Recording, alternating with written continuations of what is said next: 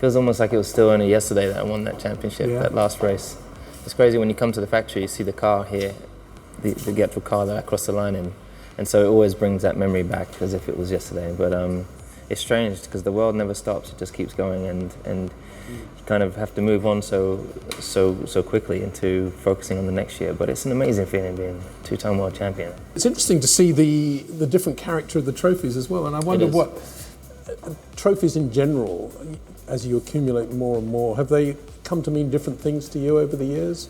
They mean a huge amount to me. They are, when I came here, it was very, very important for me to get my trophy, because that's kind of the end result of all that you go through with your engineers, through your psyche, through all your training, and then the race itself. And when you stand up there, that's like the proudest moment. It's your gold medal. What trophy here would turn your head from last year in terms of a race that you feel very fondly about? It probably would be Bahrain, because Bahrain was one of the best races. I wasn't the quickest in the race, and then to be able to maneuver in the way I did around Nico, even though he was faster and he kept coming past. It's the greatest feeling when you come out on top of that. It's not easy to defend and keep your position when the guy's quicker than you on a different set of tyres.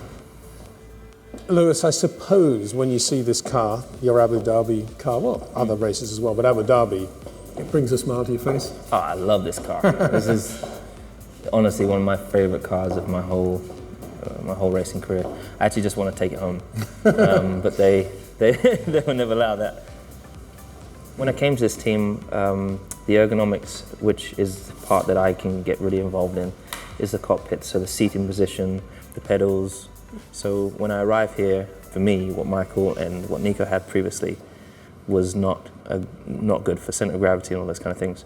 So when I moved that, it was interesting because then Nico followed with his seating position and everything. I literally do the moulding of my seat. It's like a shaver, foam shaver. And I don't let anyone else do it because I know how, when I sit in the car, I know where it is. That seat was my first, the seat was my first seat, I always get it perfect every year. I don't know, it's something I really enjoy doing. And with the steering wheel, it's about minimizing and simplicity. Naturally all these engineers, they want to give you so much information, and my job is to say, no, I don't need that, I don't need that. I'll try that one, and then I'll test it and decide whether I need it. And then I decide how I put it on my steering wheel. So I have to decide where I want my buttons. So Nico has his buttons in a different order, and how I want to view it on my screen.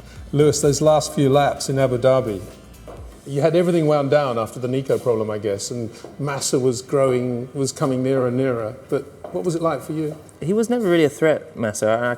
I could always answer to it generally. I mean, he was on a softer tyre, but 2007 in China, for example, I only had to finish 5th, but I wanted to win. And I was racing to win with that mentality. And if I knew what I know now, I would have been, you know what, I do have to win, but I want to win the World Championship. I can win the next race. But so when I was leading those last few laps, I knew that Nico wasn't in contention for the race win, and I knew that I just had to bring the car home. Were you talking to the car? Come on, baby.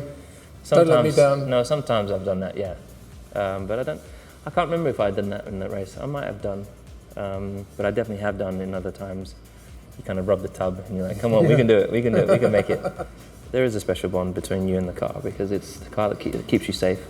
It's the car that you work together with, to unite with, to achieve the same goal. So it's such a special thing, and I don't even know what I'm going to do when I stop racing Formula 1 because I'll never have that bond with the Formula 1 car. And I've been racing 22 years, 2 thirds of my life, so it's going to be a huge change. You talk about a bond, Lewis. Can I suggest perhaps there's another one that might be the bond with the British fans as you go to Silverstone? It's unreal. I think for any driver hopefully going to their own home Grand Prix, it's unlike any other Grand Prix you get to go to because you have so many of the fans there.